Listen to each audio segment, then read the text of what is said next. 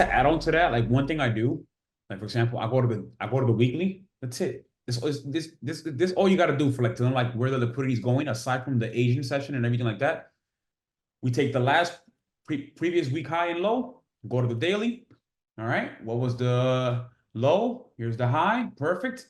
Right. So I mean, based off this daily bias right here, I'm easily targeting this 157, exactly what Mark just said, 157.61. There, right? So previous week high and low, previous day high and low, and then I care about the sessions high and low. That's why I care about the London high and the London low, because more than oftentimes those will be the areas that will get swept, right? So before this, think about it like this, right? And actually have it in my notes. Let me just pull it up. Here's like what it actually looks like of once prices get swept, like what comes after it, right? 1 second. Sorry about that. Right? Price gets swept. It would probably form an order block.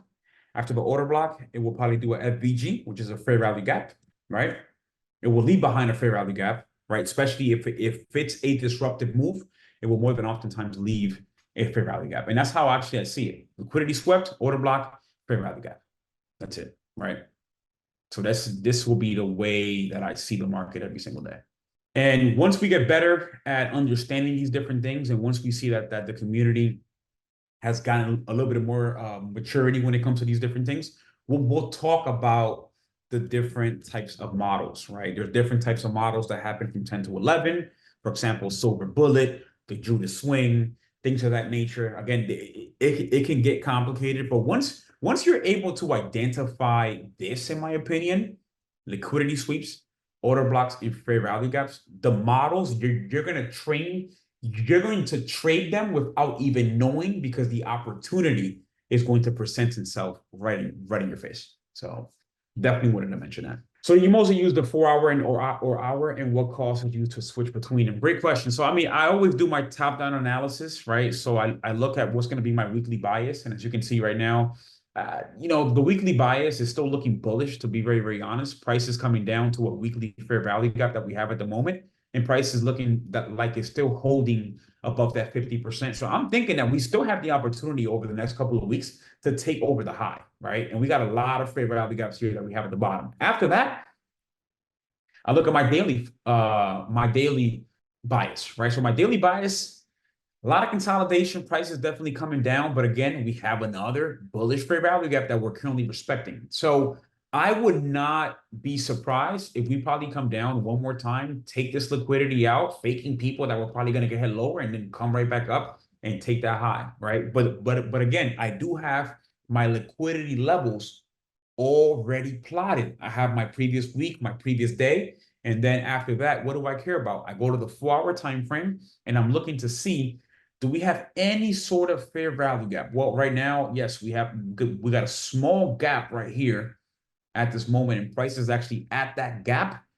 And then on top of that, with the move down, what did we do? We left behind a fair value gap here at the top, a bearish fair value gap here at the top, right? So I'm plotting my bearish and bullish fair value gaps.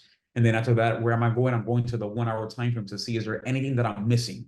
And again, one of the critical things about trading this way, you must annotate. So I'm going to put here 4 hour B for bearish and then fair value gap. And then it's going to plot it right here. So even if I go to my 1 minute time frame, I'm able to see that fair value gap, right? When price goes into that fair value gap, I want to know what's happening.